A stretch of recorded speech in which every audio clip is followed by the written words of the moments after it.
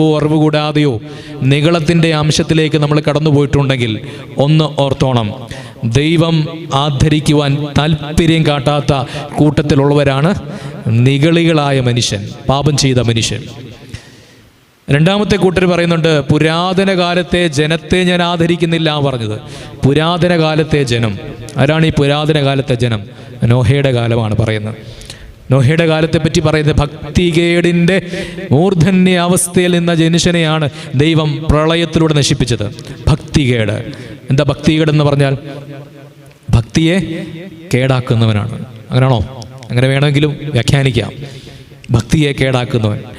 ഈ എന്താണ് ഈ ഭക്തി എന്ന് ചോദിച്ചപ്പോൾ ഒരു സഹോദരൻ നൽകിയ ഉത്തരമാണ്, ഹൈന്ദവ സഹോദരൻ നൽകിയ ഉത്തരമാണ്. അദ്ദേഹം പറഞ്ഞു, ഭക്തൻ ഭഗവാനിൽ ലയിക്കുന്നതാണ് ഭക്തി.